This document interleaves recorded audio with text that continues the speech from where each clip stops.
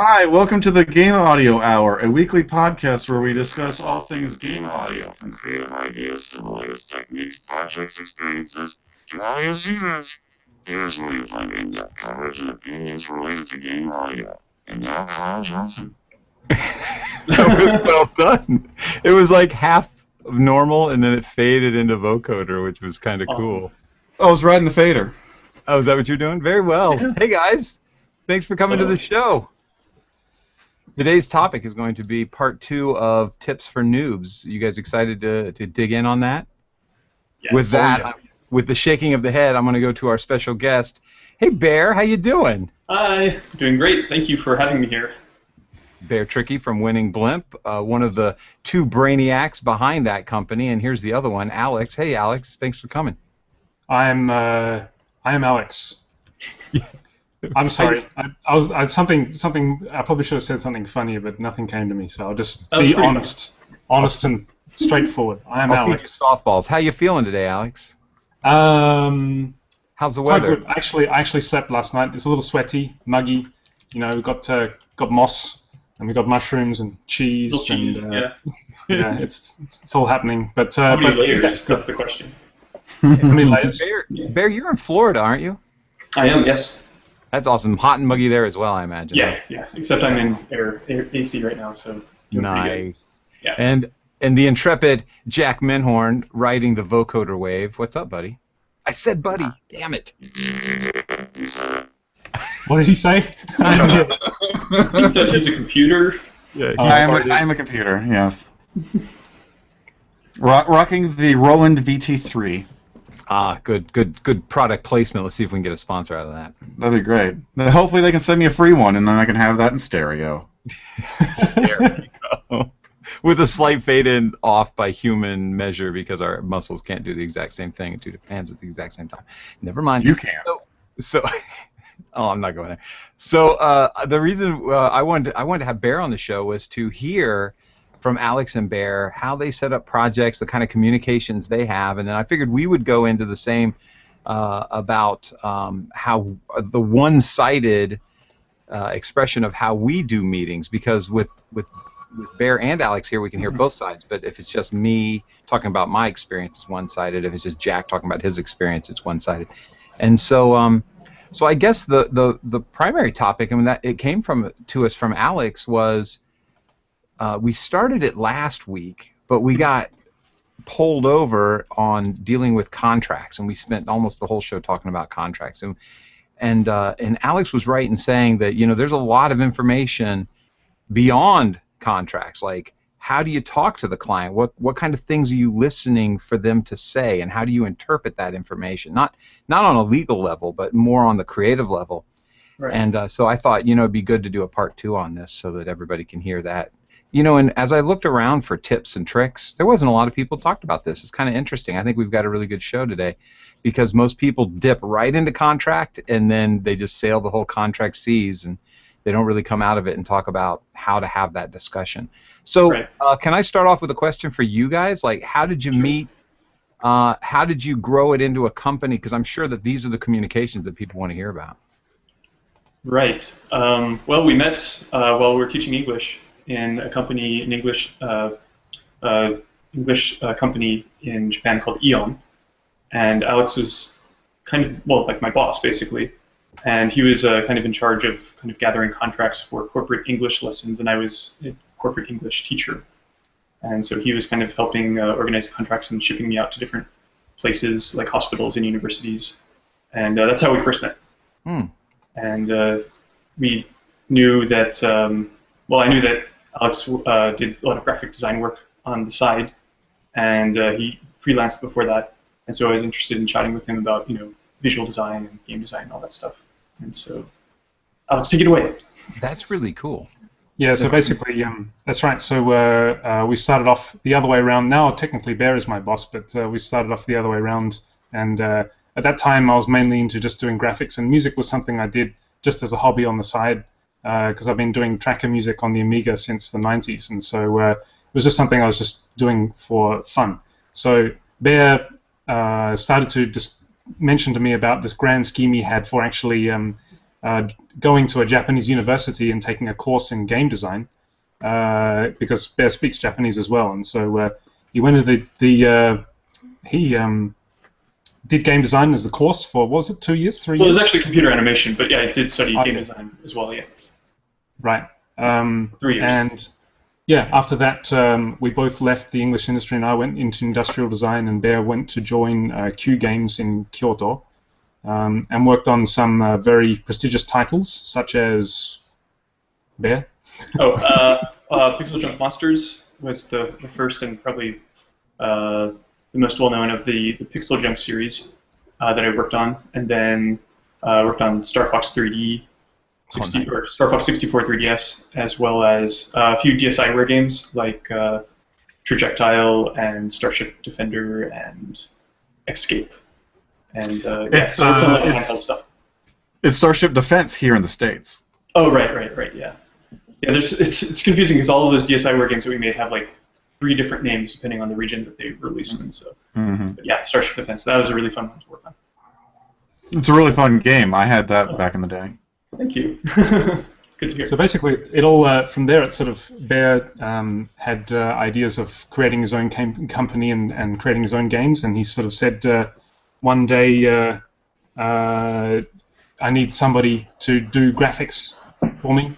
So it was I had started with Bear mainly on graphics, and then it's like, oh, I guess we need some music here as well. So actually, the way that we make games now, the process was formed pretty much just out of. It wasn't calculated. It's sort of out of necessity. This is what we need now. We need creating our first game. It's like, well, we haven't discussed anything about graphics yet, or the sort of aesthetic look. So I guess I'll just make the music because it's kind of fun. Yeah. Yeah, we just kind of picked up whatever we wanted to do at the time. So there was only 2 of us, and still is only the 2 of us. And even from the very beginning, we did everything online. So actually, the name Winning Blimp came about through basically video chats and text chats and stuff like that. And we certainly don't live in a world where we need to all be in the same room anymore, do we? Right. That said, I think we make it work remotely like this, and of course in opposite time zones because Florida's like 13 hours apart from Japan. But it's not ideal, and I think if you're in a situation where you're able to bring it back to game audio, and the topic for today is that if you're able to actually go to see your clients and actually sit with them, it's still there's something to be said for actually being in the same physical space, I think. Right. Yeah, you have a lot more bandwidth, obviously, and you can just like throw ideas around a lot more, and you can take little breaks and go out and have lunch and all that stuff. But yeah, when you're just when you organize like a FaceTime chat, it's like that hour, get some business done, and then you go off and do work. So yeah, you don't take Sorry. Sorry, I interrupted. You don't take the face chat with you to lunch? Right. No, none of that. Well, so, all the more important is the communication when you're not in the same room, then. Yes. Yeah. So yes. That's the topic for today. So I guess just to add to what you said, Carl. So we're assuming then that the viewer has, we've got the client, fantastic. Your first client, perhaps second client, and you've got all the contracts sorted. All of that's out the way. Now it's time to sort of sit down and think, right? Okay, we've got to make some music or some sound effects for this game. So I think one thing that's really helped Bear and I is to be wary of we call it "that would be awesome" phenomenon, which is where when you're throwing ideas around with a client, if it's a sort of a directionless discussion with just sort of creative ideas here and there, it's very easy to get into this problem of sort of spitballing. Assuming something that would work just because it's fun and interesting. Oh. That's what we call the "that would be awesome" phenomenon, where it's like, yeah, let's do that. That would be awesome. Or let's put this in the game. That would be awesome. But there does often need to be some other kind of direction or some other kind of guiding or compass to sort of rein in the crazy ideas, right, to make sure that they're consistent with the whole. And I guess finding that with your client, with your game design client, when you're a game audio producer, is probably pretty essential. Something else beyond just making the game fun or making it cool or awesome. finding something to sort of give consistency to all of the different components. Right. That's Alex's traditional design background and his professional design background shining through, because I think he definitely thinks things through much more analytically than I ever did when I first started making games, and it definitely helps sharpen your focus when you're trying to make a game, and it keeps scope creep from happening, and you really kind of stick to what the game is really about, because you actually know what the game is really about. You're not kind of like feeling it out. And I noticed a lot of games that I used to work on, just in my free time or even at other companies, like the first half of the game is just kind of like feeling out what is the game. Yeah. But if you already know, if you have like a really good idea of like the target audience and like what kind of feeling you're trying to evoke in that target audience, then like you've basically like given yourself this really amazing base to create something really solid and consistent. Yeah, that's a good point. I mean, the more structure it's going to be, the less scope creep there is going to be. And I would add to that, and I imagine you guys do this, is to get as much from the audio side, get as much information to the players as quickly as possible. You know, I've noticed that, and you kind of alluded to this, Bear, that games ramp up rather slowly. They've got this slow climb, and then all of a sudden at the end there's this huge hill that they fly up. And man, if we could make that even, that would be beautiful.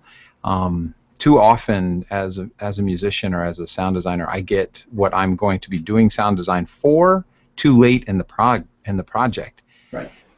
And the date never changes. You know, it's due on this date, and that drives me crazy. And so there's nothing you can do. And the funny thing about it is the psychology behind it never changes. It's not like if you send an email and say, I'm not going to hit the date, you know, the person doesn't say, oh, that's okay because we sent you stuff late. They just, right. They just go, what's the taking you so long? You have the stuff. Why aren't you done yet? You're like, well, I got the stuff 3 months after you said I'd have it. You know, I'm trying to get it. And I hate that side of the whole business thing. And so I guess the point I'm making is that if I could think of the communication that would cause that not to happen, I would do it every time. But I can't seem to find the words or the structure between emails and conversations that remind people. It always seems to slip through the cracks and something shows up late. And it's no surprise. I mean, we have to depend upon so many trains. Sorry. We have to depend upon so many people to get the game done. You know, I mean a company. I think in the mindset of a company now, but I should be speaking in the mindset of a person. I'm part of a big team, and lots of people are involved doing amazing things. And so it's very difficult to say, on this date you're going to have all the animations you need, because the animation guys are just busting their butt to try to do bigger and better things. Right. So it comes later. So how do you guys avoid even having the structure? How do you avoid scope creep, or is it a problem? It's never really been a problem, has it, Bear? I think we're always very, we make sure that we lock down a few essential key aesthetic and design principles of the game right at the outset, and we don't let those creep at all. So we may say that, okay, this is a game for this kind of person, and we want to make that kind of person feel this way, and that's it. So what kind of graphics is going to work for that? And what kind of music is going to work for that? And how can we make the gameplay sort of, you know, intoxicating and addictive for that person, having them feel this way, you know? I think as long as you keep that black box, you know, in the middle of the whole structure of this massive jumbo jet, if you keep that central core locked down and untouchable through the whole process, we've never really had an issue where it just sort of is ballooning out of size, because I think we often throw. Go ahead. Sorry. No, I was going to say part of that's also, I guess I'm a bit impatient as well. So like if right now our current project Stratolith is taking much longer than our previous ones, and I get a bit antsy thinking that like it's been over like, you know, half a year since we've started it, when all of our other projects have taken only about that much time. So I guess I'm really cognizant of things getting out of hand, and I'd like to. I'm really wary of like kind of like letting features in that might be completely bonkers to actually implement. So yeah, but at the same time, you want to have the game be fun and have it be quality and all that stuff. So you have to. It's a fine line, but I think I kind of tilt towards the just get it done aspect. So that helps as well, I think. In your work, Kyle and Jack, do you often make it a point to try and inject your own contributions to the game design process with the clients that you work with, or is it often seen as not appropriate? Or how does that work, and what do you recommend for beginners to the game when they dealing with clients and they have a great idea for how a game could be made better? Is it how should they approach contributing to the design process? Go, Jack. So, as far as contributing game design, I've worked almost, or actually entirely, with indies, so it's a bit easier to throw out ideas, I think, to like say, hey, let's, this is a cool idea, that's a cool idea. Whereas, if I was a contractor for EA or something, I probably wouldn't. I'd be like, yes, ma'am, no, ma'am, thank you. Do your indie clients generally appreciate it when you offer ideas for the game design? Yeah, it depends on the client. I mean, it's either well received or lukewarm received, but it's never coldly received. That's just okay. Oh, go ahead, Jack. I thought you were done. Sorry. Well, for example, like on Nova 111, it's a very small team, and those guys are certainly very welcoming of any ideas I have for like, hey, this could be cool over here and so on. And I'm also working on an iOS game for a local developer here called Elephant Mouse, and so I'm doing all the music sound design for that, and I'm also QA lead for them, contract QA for them. So all of these multiple capacities I have with them, like, of course, anything I have to say about game design is welcome, where it normally is anyway as a QA person, being also contributing all of the audio. They're very eager to get any ideas that I have, because obviously in multiple capacities I'm critically thinking about how to make the product better. Right. I've also noticed that it's a real coup as an audio guy when your submissions start inspiring the design, and I've had that happen a couple of times, luckily. Nice. And I feel out of place. I feel like I should wear a mask when I get invited to these meetings because I robbed somebody. But it's really kind of cool. I've had a couple clients say, hey, can you come to the design meeting? And the art changed because this piece that you did caused us to make it a little darker, and we really like this idea. What was in your mind when you were doing that? And I say Scotch, and they go, okay. Yeah, so but it's not that it happens all the time in an indie world. Now, when I was in-house at Neversoft on Guitar Hero, if you think about it, the team that I was on, we created kind of what you saw on the screen. Like, we did the gems and the animations of the light show and the person's arms moving and stuff like that. Although the way smarter people than us in the different departments were doing the programming and doing the animations themselves so that we could just point them around. But the whole thing was written in MIDI, that whole animation on that front side. And one of the guys said, we're kind of like the level designers of Guitar Hero, if you think about that, because we have to do the patterns and everything. I was like, oh my God, I didn't think about that. We are kind of, and it was funny because the longer I was with it for its whole life from GH3 on through, we became more and more like level designers, and more level design and just design mentality kept creeping into our musicality. And it became less and less about just take a song and create a cool pattern. And then it became, we're going to have side missions, we got to have level balancing, and we're like, what's all this crazy stuff? And so that was a fantastic experience, because it was a great opportunity to come from the ground floor and be taught game design and get a paycheck at the same time. So that was a fantastic situation. But I don't expect to find that in an indie world. Okay, so Matt has a question in the chat room, which is an interesting one. how do you convey to a potential client that you can produce music with a certain aesthetic, like 16-bit, for example, if you don't have that as part of your portfolio? How do you convey to a client that you can? I would say that specifically. So so Matt's example is 16-bit. So we'll talk about 16-bit. An 8-bit or a 16-bit track doesn't take very long to put together. So just put together one of those tracks, and then you'll have one. I was going to say yeah.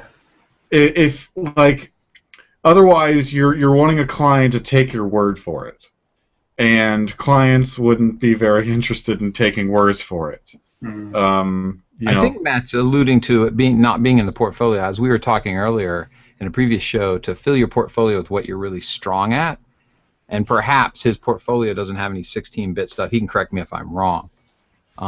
So Jack, were you saying do one and put it in your portfolio?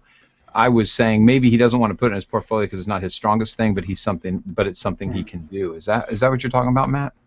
Yeah, I think he's just using 16-bit as just an example. It could be like classical, or it could be like a techno or something. I'd probably that is a tough one, because if a client then is probing your versatility, it's like that's a tough one. You have to get the client, and here's something I do, and I imagine Jack does it too, is I'll do stuff and just send it to game companies if I know the producer's name or something. I'll say, hey, check out this thing I'm working on. This kind of cool thing. I don't have a contract with them, but they're doing something that I'm interested in doing for them, and so I'll send them stuff and just say, here's something that I wrote. I wish Mike Shapiro was here, because he has a perfect way of doing it. Happy birthday, Mike Shapiro. He's taking a birthday break. What? Game Audio Hour doesn't offer days off on your birthday. Hey, that guy just turned 21. Let him have a nice cold beer and enjoy himself. What is he sending you a check or something? I can't talk about it. So I don't know if this helps answer it, Matt, but if it's something that's not in your portfolio, but it's something that you can do, and you more than likely have a specific instance of it that you want to be part of, like a game that you saw recently, and you know they're probably going to do a second one, and you want to see if you can get a shot at it. Do it anyway, and then send it to the contacts over there. Or like Mike Shapiro does, and many other people does. He does like a queue of the week, and just uploads it. And it's some of them are really elaborate. Some of them are very simple pieces, but they're still fantastic. And he's just constantly writing, which we say to do, always write. And B, he's putting it out on a public forum where he can just send somebody a link, whether it's somebody he's met or somebody he hasn't met. It's a really smart tactic that he's using there. Well, I'm not sure that. I'm not sure that. Yeah, because Matt's exact question, he's asking. So you've just got a client, and the client says to you, let's not choose 16-bit, because that, as Jack said, it could be quite easy to just whip out an example. But if the client says, okay, we want this massive requiem, this orchestral choir requiem for our casual puzzle game, and walk away. That's right. I mean, if the client is very inspiring and you love the people and it's good money and it's good exposure for you and you really want to do this, I suppose it's a tough situation if it's in that kind of thing. I guess one thing you could try is to demonstrate that you understand that genre, that you understand what it is that they're after. So, for example, if they're wanting an orchestral thing with maybe somehow expressing that you understand that style of music and that you understand the elements that are required to actually create something that sounds like that. So, for example, if somebody says, we want orchestral music, maybe you could say, oh, you mean like this and like this and like this and like this, and sort of throwing out examples just to show that at least you understand what it is that they're wanting. That would maybe give them a sense of confidence that even though this Matt guy maybe doesn't have orchestral music in his portfolio, at least it looks like he really understands what it is we want and he knows how to get there. Maybe that could be one solution to that specific question. I think personally, I think there would be two possible solutions. In my experience, would be if you do not have something that would land in that style, make something that could land in that style really quick, or if you have other things similar, point the client to those. It's like, well, I haven't done Requiems, but here's like chamber music I've done. Here's this other rock piece that has, you know, a cool horn section in it.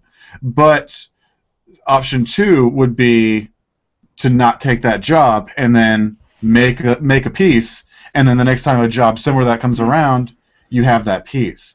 Because it's like I said before, you can't just have the company take your word for it. And especially consider the fact that if you're going to be working on a project that they're paying you for, they're probably also going to want it soon or soonish. Right. And if you haven't done a project in that style before, how do you know you can even do it? How do you know you can do it on budget? And how do you know you can do it on schedule? Right. This might not be the answer that a lot of people want to hear, but maybe another option is if you are not really good at orchestral music or you don't like doing it, but you know someone who's really good at it, be the one to introduce the client to that person who's really good at that style, and then at least you can save that relationship with the client, and then they'll think of you as like being this person with the contacts, so they might at least go to you again the next time they have a project coming up. That would be nice, yeah. And Frida in the chat says, artists, particularly concept artists, will pitch stuff to show that they can nail a style or have an idea.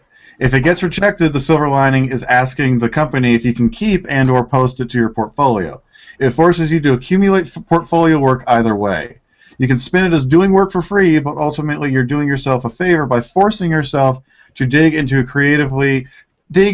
creativity and prove you can X, Y, and Z. You can't let your portfolio be led by what you've been asked or paid to do versus what you actually like doing. And I think that goes back... Sorry. I think it goes back to what I was saying is if you don't have it, well then make it, and if you're not good at making it, well then don't go for those gigs. Yeah, that's the cut and dry of it. I mean, we all want to work, but there's so much stuff that I cannot do that I'll just turn down, and I will do exactly what Bear is doing, and I'll send him over to Mike Shapiro, or I'll send him some other direction. Right. Well, that's the thing is if Disney was to knock on my door and want some sort of super happy, fantastical, jolly, orchestral, bombastic score, I would go, let me tell you about this guy named Sean Beeson. Yeah, yeah, exactly. Who we're gonna have on the show. I gotta schedule that.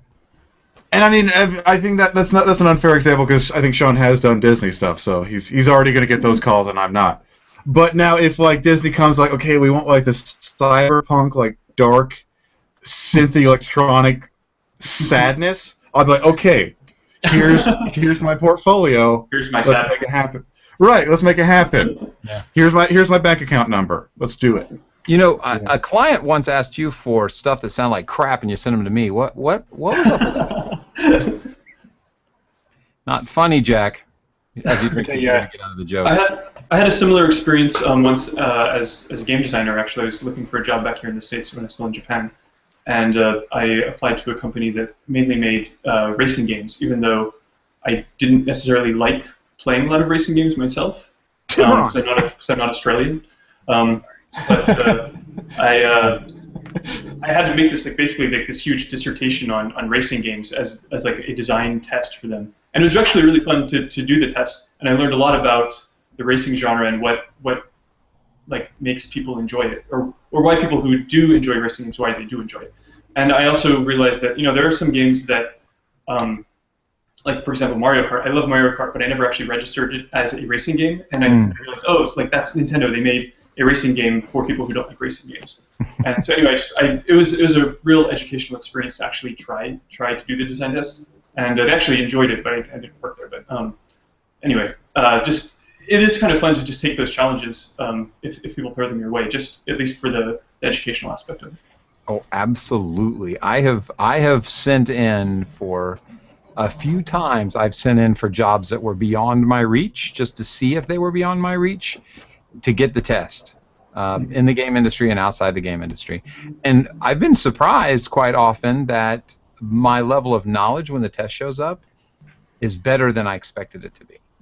Not good enough that they should hire me, but still, it's really fantastic. It's the same philosophy of even if you don't want the job at a specific place, still go on all of the interviews so that you can, experience the whole thing. Plus, you get to know people, and remember that. And this goes with what we're saying, that when you're interviewing at a place, you're interviewing them also. A lot of people forget that because they're in the need for a job, but when I was not in the game industry, I was a programmer and doing business software, and I used to wish that I would get a good lead more than I would get a good pay, because if you're still going to get paid reasonably, but with a good lead, you enjoy the work, and the pay, even though it might be lower than you really would want, you don't mind that paycheck.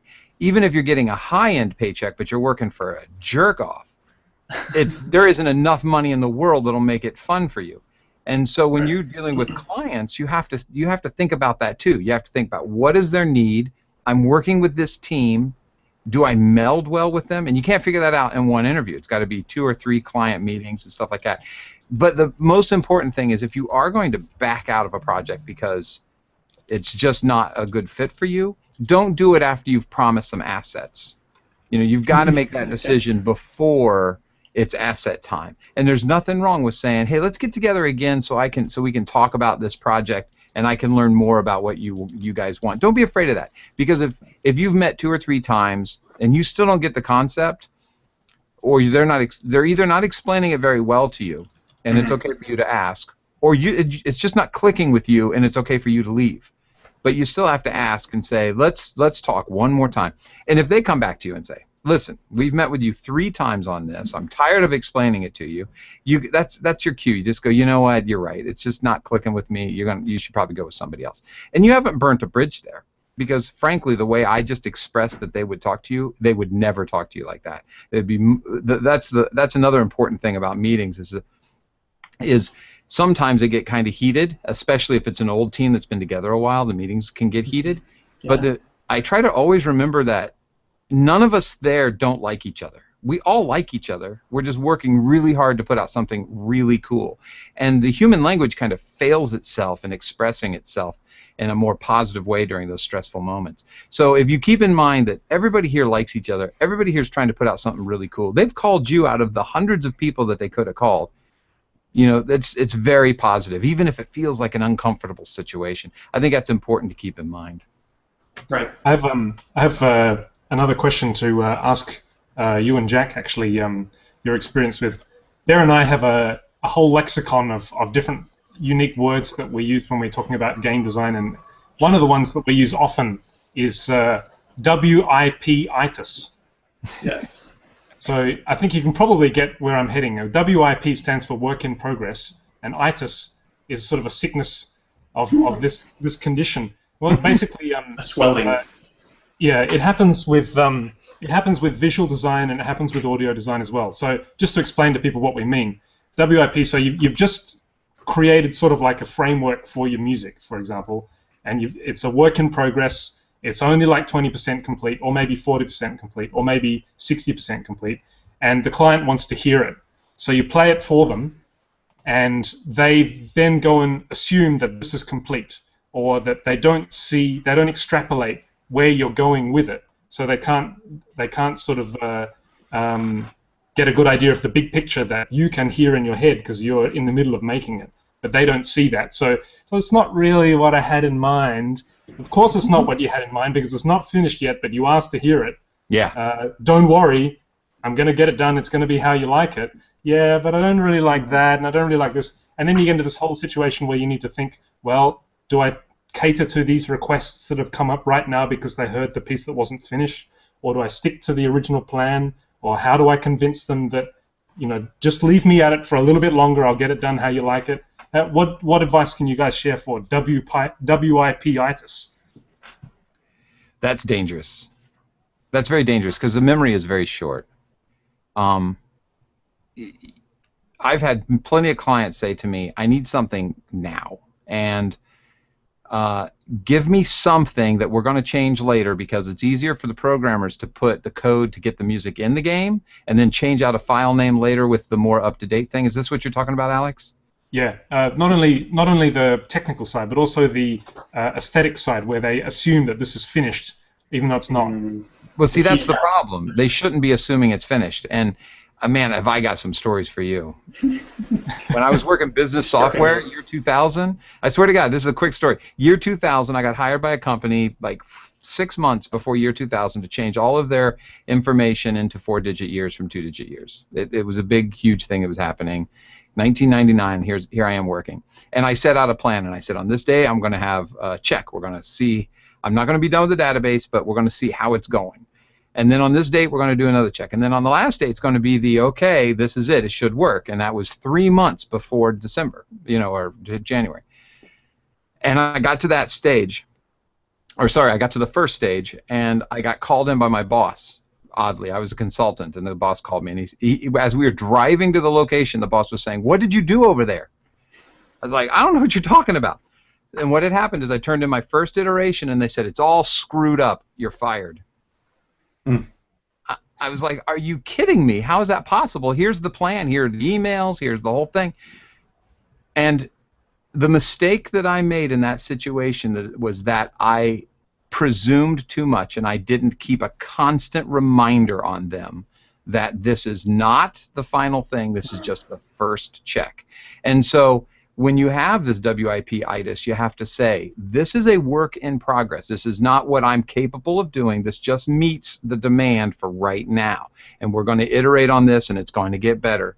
So, please remember that, because the client will have a completely short memory, that, especially as they get under pressure, especially as they don't check the emails that you send them because their inbox is filling up the further into the project things go.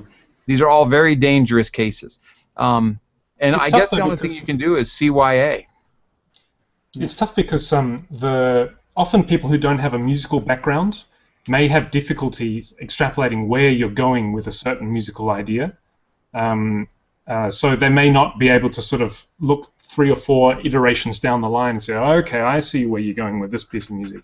It's going to end up like that. Yeah. People who don't have that musical background, if they're unable to do that, then so I have a similar story to you, Carl, except not so dramatic. When I was in industrial design, the boss would often wander around the office and would often walk past behind me, and he would look down at my screen and look at the design that I'm working on. And it's like 10% complete. And he would come in with all of this advice, like, oh, you should do this and do that, and that has to be like this and like this and like that. But he's of course critiquing something which is the equivalent of like a rough sketch. So it's like drawing a rough sketch and then somebody saying, it looks a bit rough. Can you tidy it up a bit? These lines look a bit scratchy here. It shouldn't be scratchy. Can you make it straight?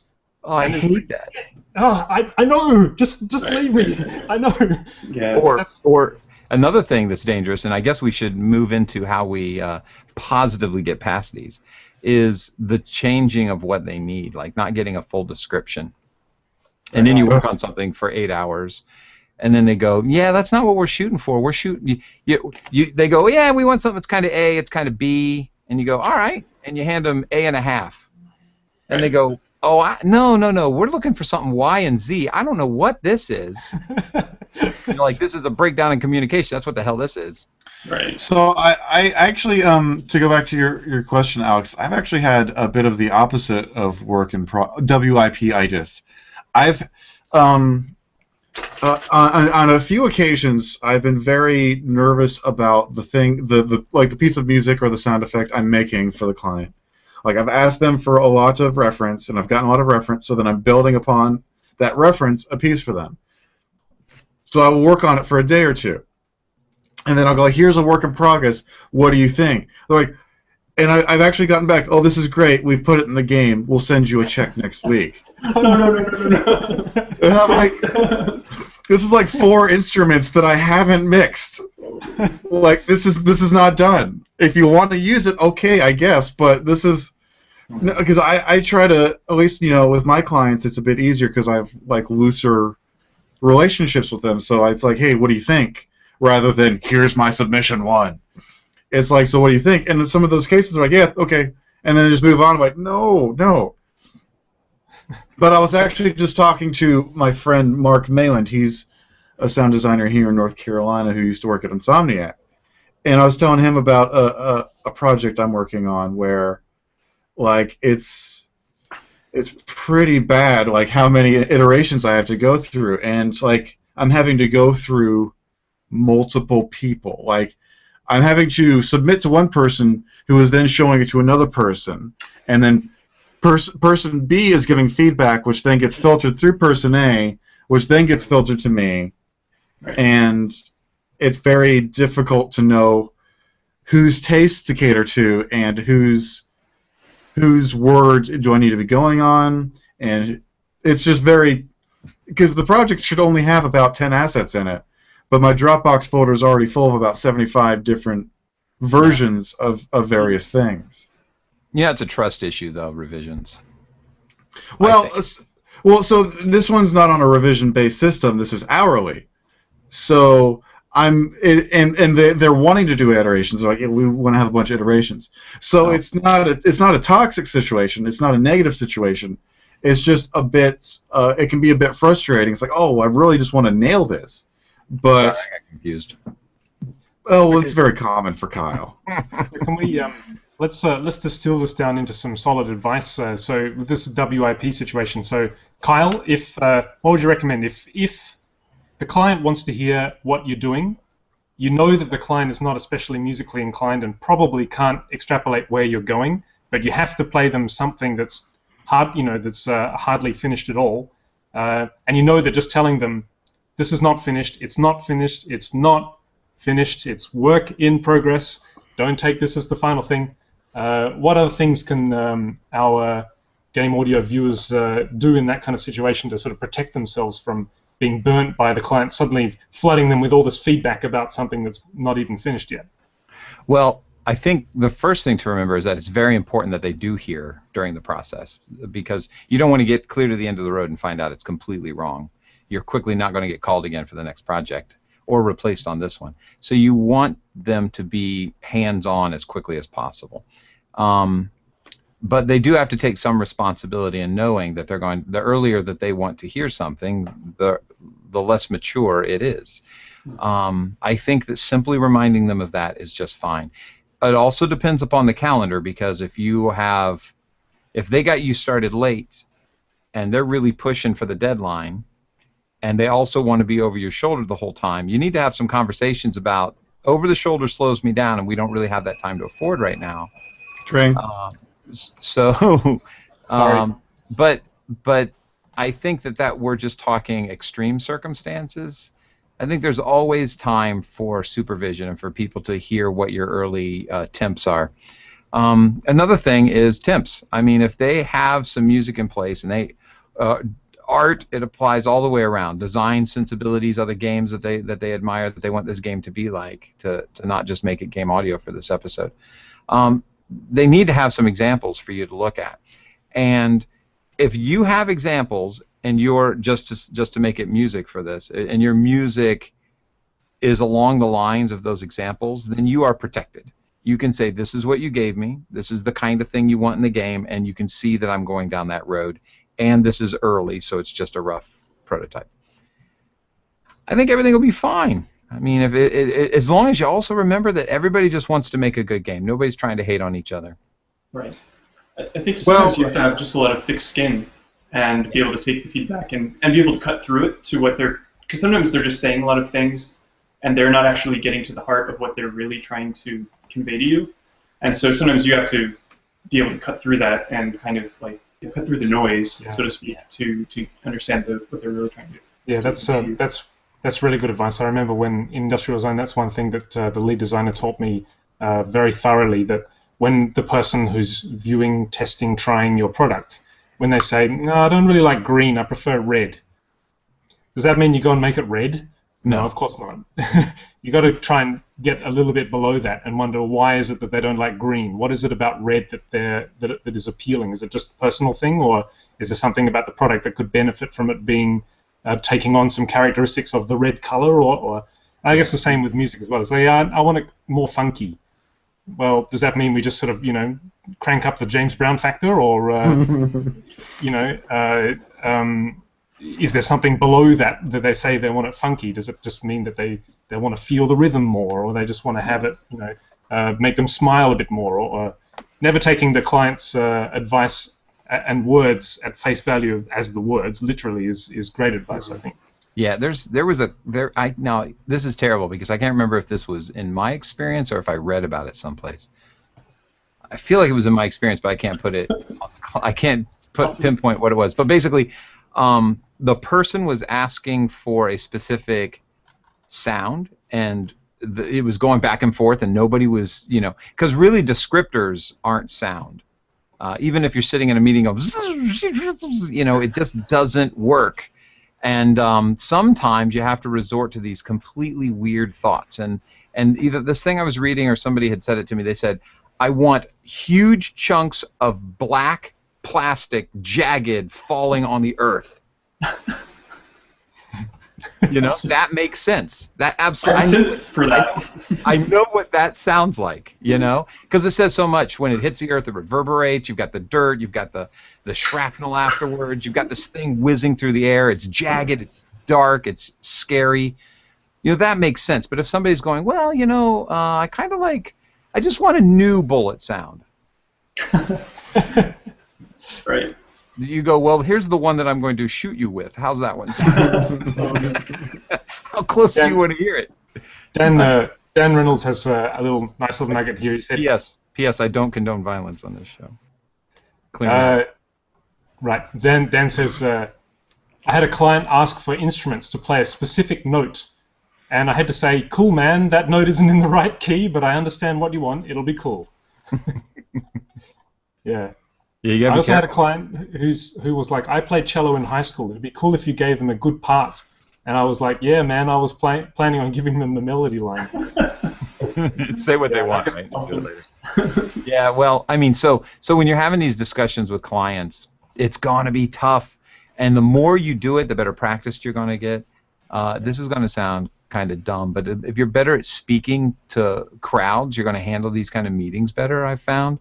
And there are things you can go out and do. I think Toastmasters is one of them that'll teach you how to be a better conversationalist, as crazy as that sounds. I'm terrible at it, but I read a lot of books on how to interact with people and how to have these meetings, and especially now that I got my own company, I got to do that a lot.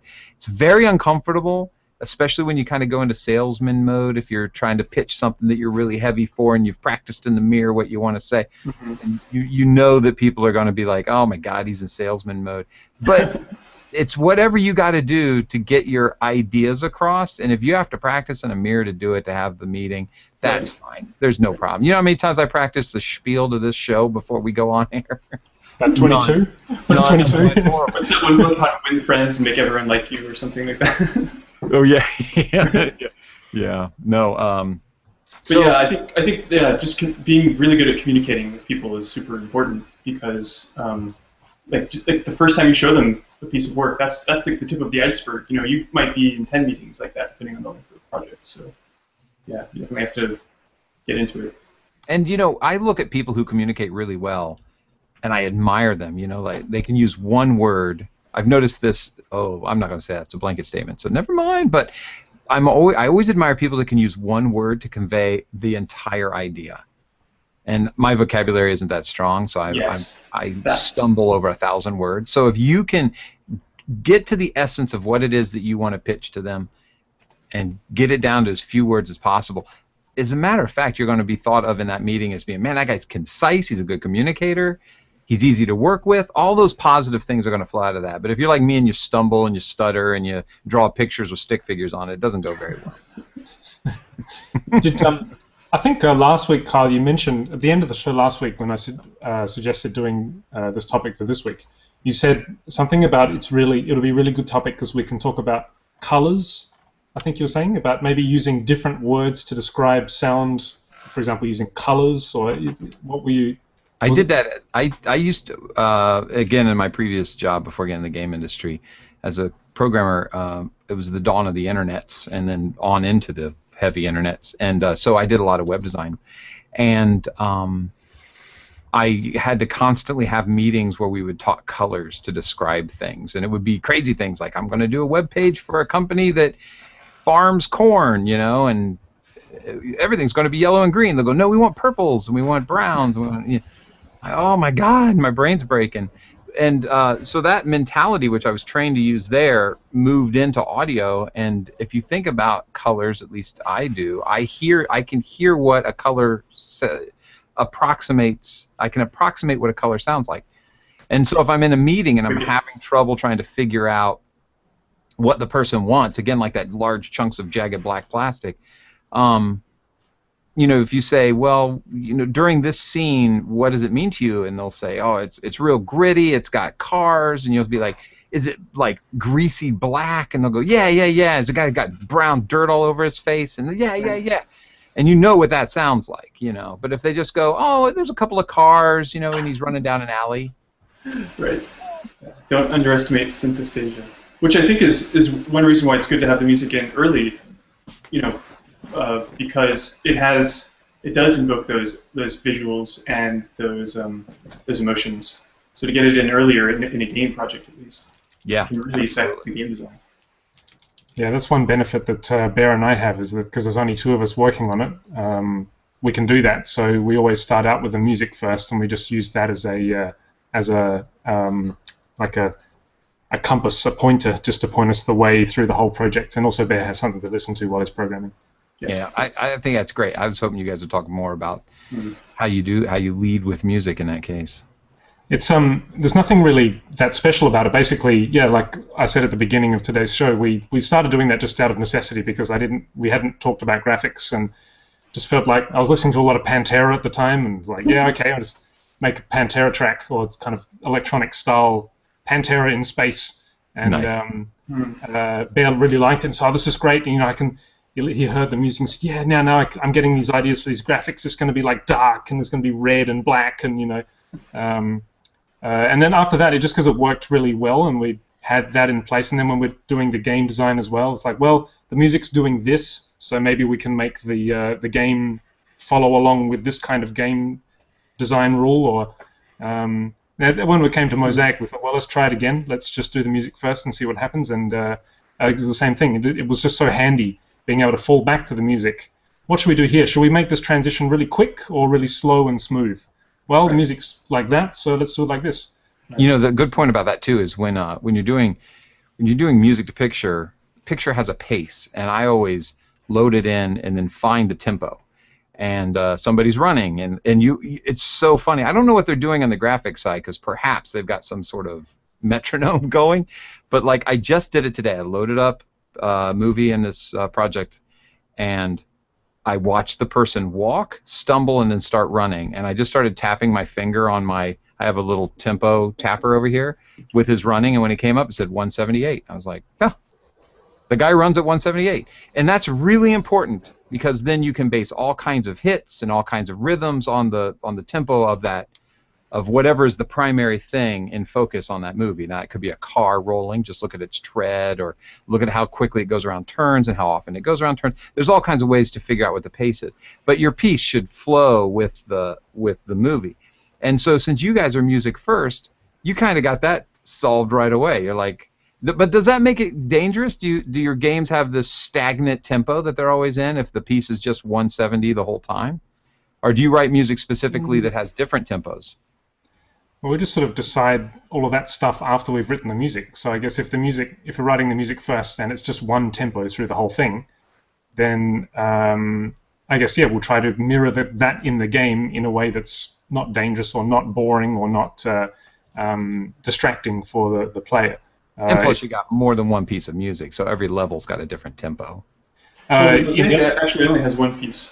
Oh, I'm sorry. And we did that intentionally because we wanted the game to be very cohesive and not, I guess, jarring between modes.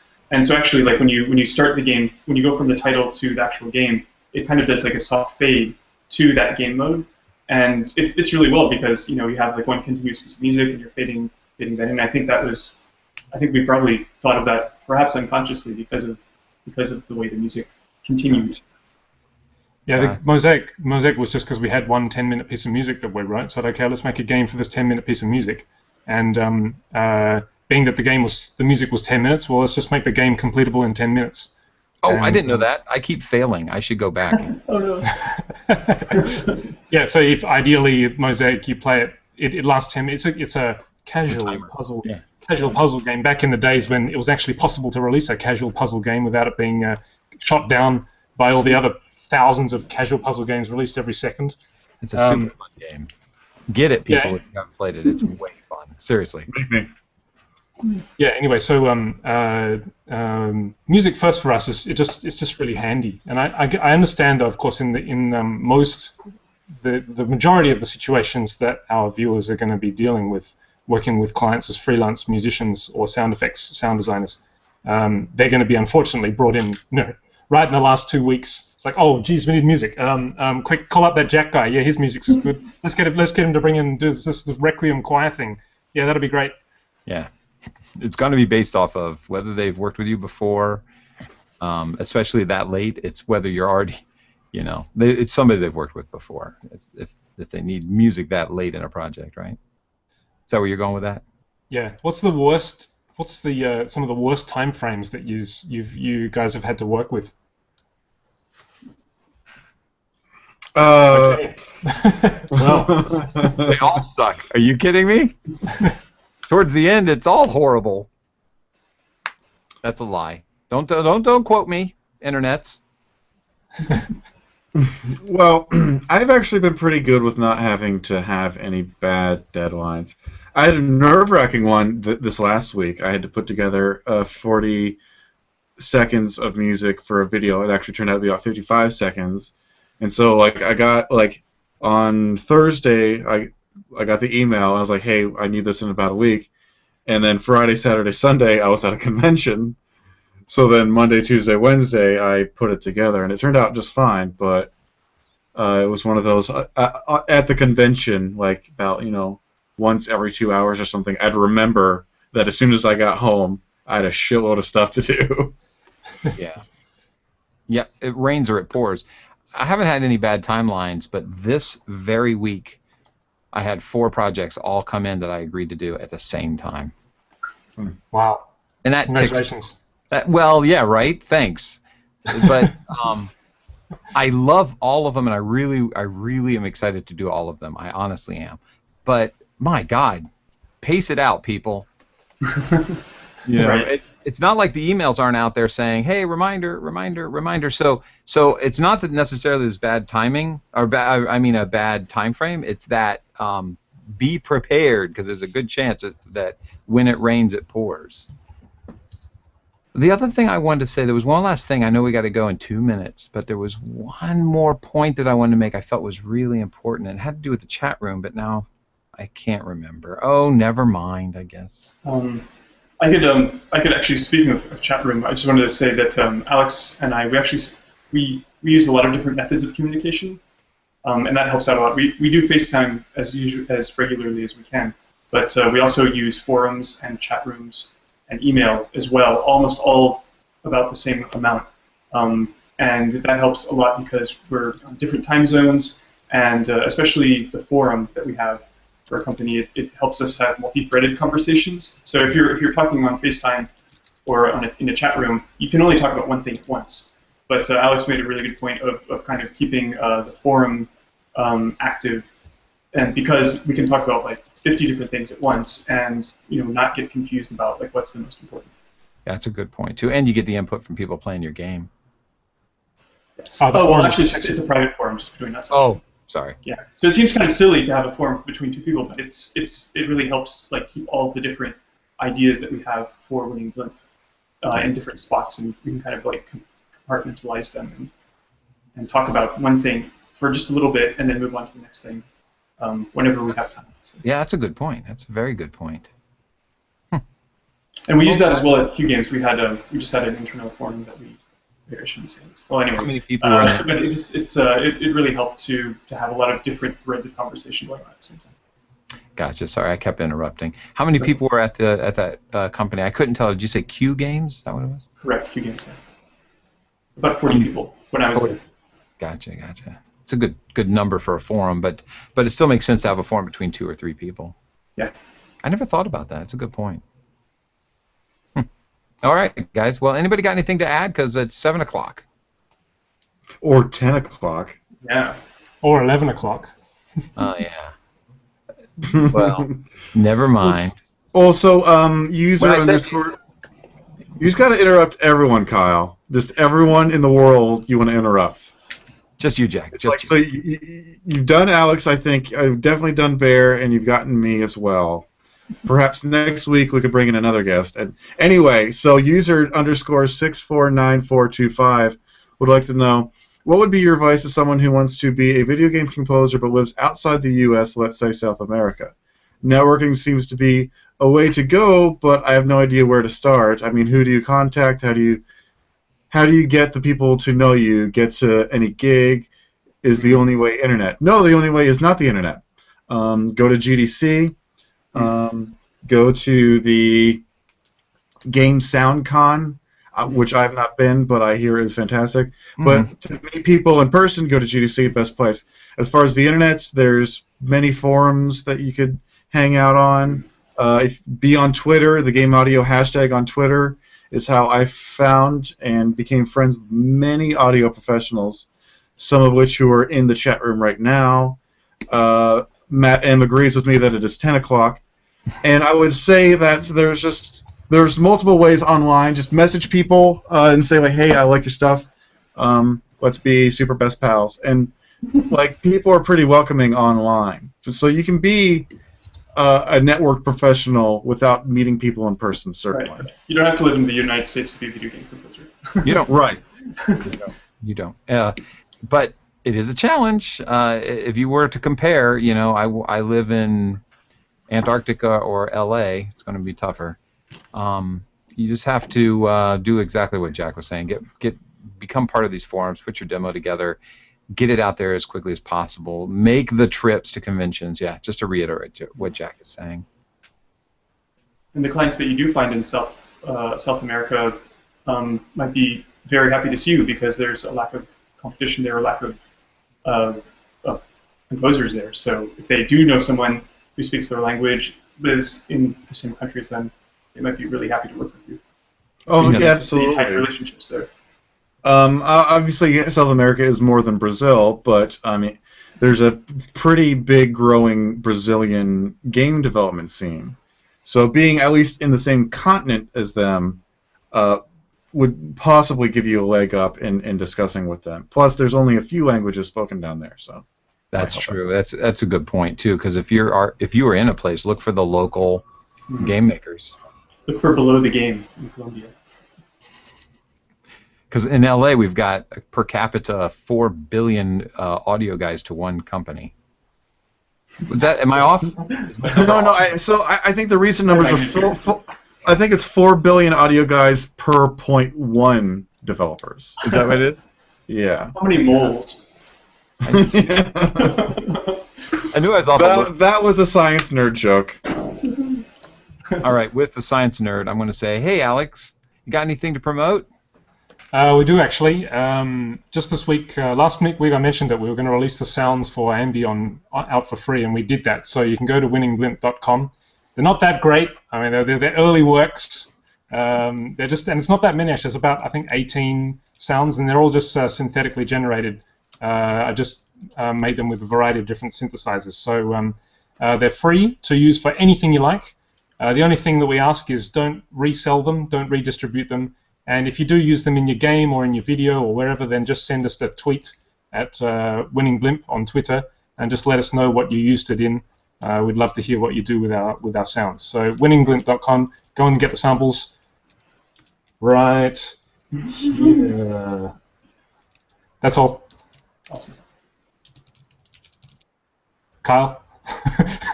I finished. Did Kyle freeze up? I think Kyle froze up. Oh no. Oh, he actually did too, yeah. He's Okay, very Jack. dark still. Jack, anything to promote, Jack? So, my picture just went away. Is everything okay? No, so I do not have anything to promote, really. Not yet. Like I alluded to last week, I got things cooking, but nothing that I want to chat about just yet. But do you have anything, Bear? I mean, separate of Alex? Yeah, well, we have Blimp TV, which it's total work in progress, though. We still have to make a proper intro sequence and lighting and some other stuff. But yeah, give it a look on winningblimp.com and YouTube. Okay. Well, yeah, so, I mean, thanks, guys, for coming. This live stream will keep going until Kyle comes back, I suppose, or until Oliver's leaves. Awesome. It's like we have to... So I think right now we're in the speed version of webcasts, where we have to keep talking, or else the feed will explode. It's a telephone. We need to, without further stalling for time, here is Kyle. No, he's not back yet. Is he? He's coming back. He's coming back. Okay. Okay, so Kyle's back, and if he is not aware, we have all pimped all of our cool things that we're doing without Kyle's help, and we have once again proven he was unnecessary. Thanks and good night, everyone. That was hilarious because Alex was talking, it just froze up, and then I was like, "Oh, look, guys, Alex froze up. Hey, Bear, Alex froze up. Did you notice that?" And then Bear's frozen, and I'm like, "Oh, wait, Jack, you're still moving. Hey, look, Alex and Bear froze up," and then Jack stops moving, and I'm like, "Son of a bitch!" I guess it's just me. So I thought maybe you went to go listen to the ambient sounds, and you're just so totally blown away. So I quit this game audio thing. I'm out. I'm out. It's like, screw all of you. It's either high-end audio or talking to you guys. All right. Well, I'm just in time to say bye. So thanks, chatties, for joining. And no, nothing to promote here. But I'm glad you guys got it in without me. Cool. Thanks, guys. I'll see you next week. It's been great. Thanks for having me. Bear, thanks for coming, and thanks for saying something. I got flustered. Yes, it was awesome having you on here. Thanks for joining in. Cool. Thanks, everyone. For Christ. Goodbye. Bye.